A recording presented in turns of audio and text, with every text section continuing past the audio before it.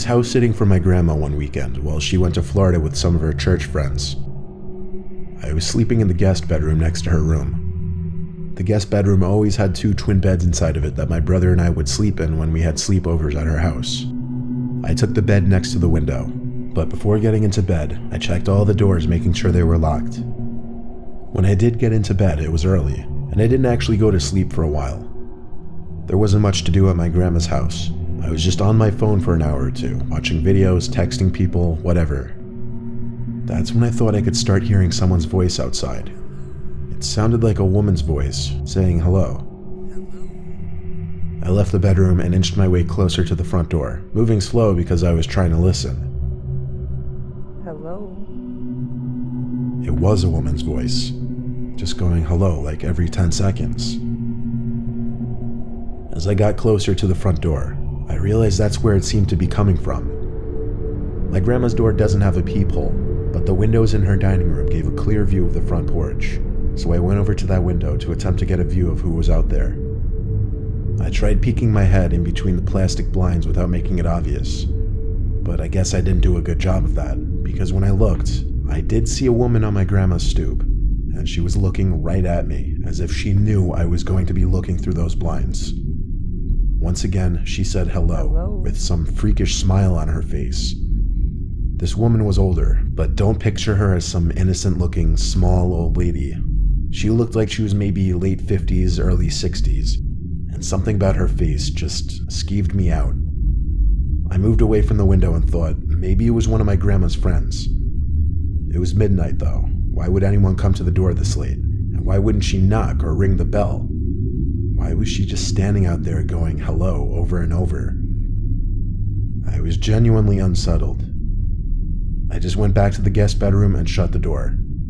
Now with the door shut as opposed to before, I couldn't hear that woman anymore. Maybe it was that, or she just decided to leave. I started texting everyone about it, my sisters, my friends, telling them how bizarre it was. But a good amount of time passed in silence, and I was starting to calm down. My sisters were telling me to call Grandma, but there was a 0% chance she was awake, and she barely ever even checked her cell phone anyway.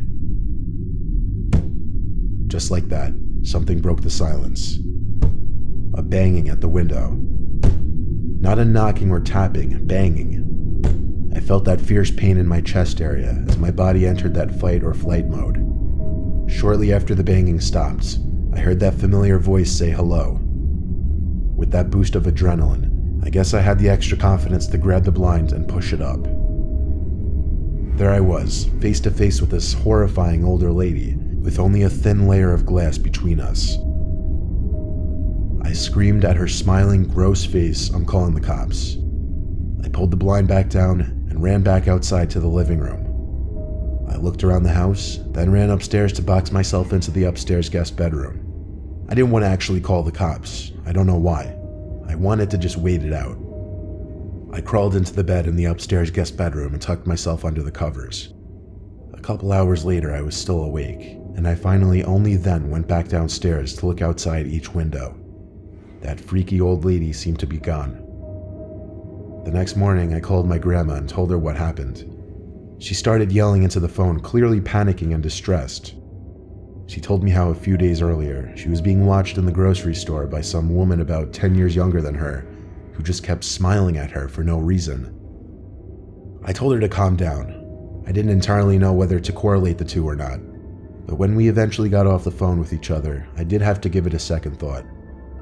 My grandma is 75, and she has lost a bit of her wits, so I do have to take some of the things she says with a grain of salt. But the way she yelled into the phone about the woman in the store really gave me the chills, and I still wonder if it could have been the same person.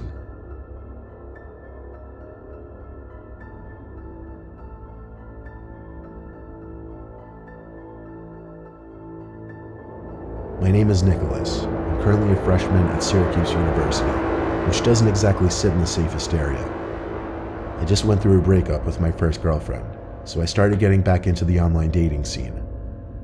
I was using the app Hinge when I found some blonde girl named Stephanie who I really connected with. She also went to Syracuse. We both liked to read, go to the movies, we even had the same sense of humor. I suggested we go on a movie date, and she said she'd love to. She told me to meet her at some specific point near campus and she'd pick me up.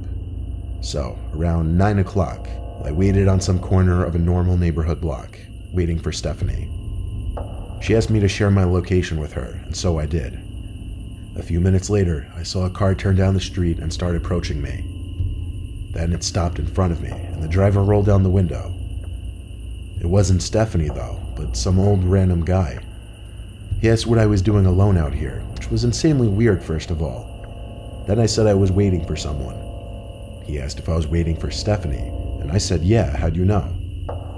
He said he was Stephanie's father, and told me to hop in so he could give me a ride to her. I took a good look at him, and he looked a little old to be her father, to be honest.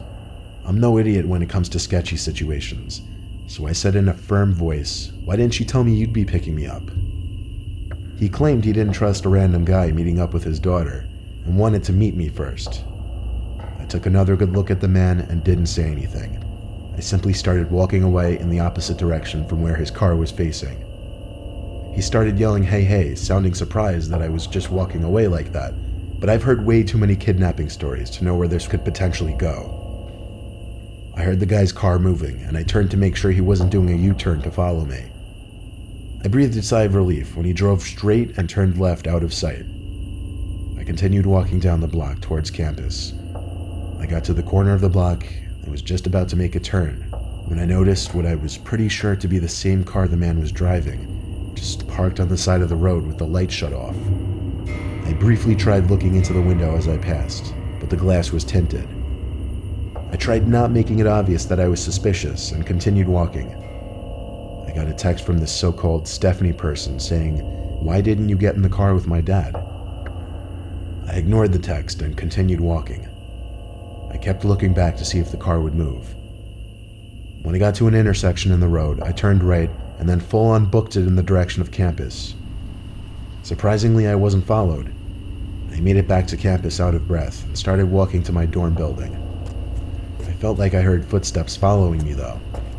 I thought maybe I was being paranoid, but when I heard a piece of broken glass being kicked by someone's shoe, I knew I was being tailed. I made a point of ducking down behind a van and stopping to give me time to listen for where their footsteps were coming. They were a few cars away from me. Then I remembered. I never stopped sharing my location with Stephanie, or should I say that man. I saw him. It was that old man. He was approaching from between two cars across from me. He yelled something that I didn't fully understand, but it sounded like he said, come back and I'll take you to her. He had to be like 60-something. There's no way he would catch me if I sprinted. I lost him easily when I ran, and made it back to my dorm room. My roommate wasn't there, so I had no one to talk to about it. But when I lay in my bed, I got another text from that man, and it was shocking. It said, you're a little piece of fucking shit. You're lucky you got away. I would have strangled your ugly ass. I still have the screenshot. I replied saying thanks for the threat, it's going straight to the police, and I blocked his number. I still have the conversation saved as evidence, and I plan on going to the police with it eventually. Hopefully they are able to do something about it.